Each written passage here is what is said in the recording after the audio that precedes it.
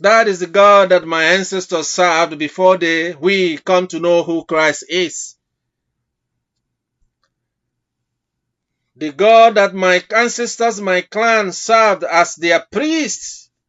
as God's priests and diviners, passed on from generations to generations.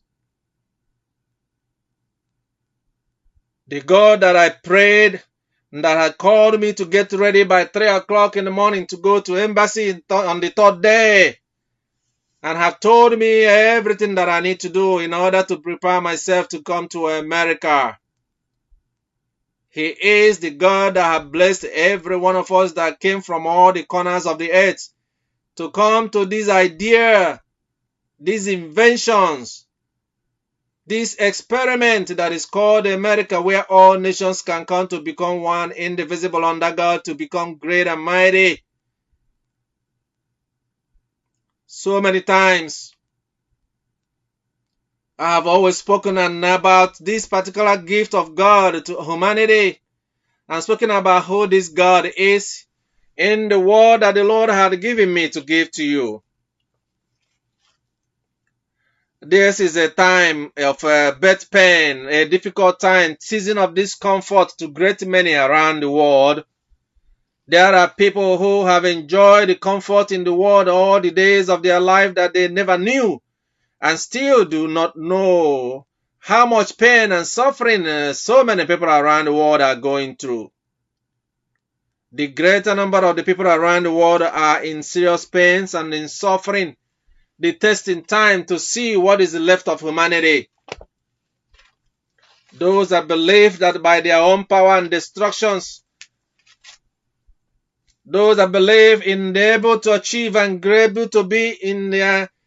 to do whatever they like to do, regardless of who is harmed and who is injured, those that have no fear of God, because God has made all things available unto them in His love, in His divine mercy, before even they were conceived in their mother's womb and they came into the world and begin to feel as if that the Lord has made all humanity for them to prey on, that every human being on earth is and should and must be subjected unto their dominion and unto their authority and unto their power. Those that abuse their powers, those that make decree that is made by man, always believing in the authority and the power they exercise. For those of you in Nigeria, you may want me to speak about what has been decided in your political campaign in 2023, but nobody should have been surprised, because I am sure that I told you that it was going to be just as it is, because of the mind of man and the heart of man and what the people there are and what that country is. We're talking about change of time, change of life,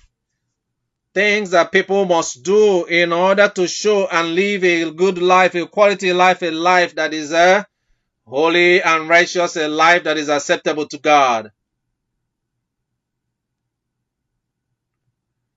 But for so many times I've spoken about America, but I am going to speak today about Nigeria, and I'm going to speak not just Nigeria, for there is nothing more to say about Nigeria except to tell for those that believe. And as you remember, there was incensed and alarmed by those of Americans that have been planning to take their hard-earned resources to go to take Nigeria, of course, to invest in Nigeria, because there are a great opportunity in Nigeria, more beyond what people in Nigeria knows or could even see with their eyes. But to take their hard-earned resources to go to invest in such a place where they may be and will be scammed, where they will lose all that they have taken over there. For those of us that live in diaspora, we will be the one to bear the blame and be called all kinds of names. Imprisonment course in law of thought, where the things that people who live in Nigeria are doing are being used to judge those that live in a country like America. The criminals That as the people begin to reconcile with the decision that was just made and the life or that is going to come, the life I have spoken to you about and had warned you to prepare because of the birth pain, the famine and the pain and the suffering that is going to come. I do not have to prove anything anymore, for you have seen, for those that wondered what Nigeria is, what a scam it is, and also the life, what their law and what a joke and what criminals have taken over in the criminal enterprise that rule Nigeria, that the days are gone when things that are good are rewarded, and therefore the world must see, say, hold on and wait and see so that you can see for yourself. For those that are aligned themselves with such wickedness and evil and such corruption and bribery and such way of life, to know that they themselves are the ones that have made the country what it is, and they shall also beware to choose between Nigeria and their own country and themselves, so that they can see the Lord will expose to them what they have created, the making of their own hands and their own thoughts and their own mind, for them to see the pain He has brought to greater number of people, and yet they have callous heart, the heart of a stone, and will never change in the things they see, because they live in comfort of what they see and what they get and what they obtain and the account that is made to them.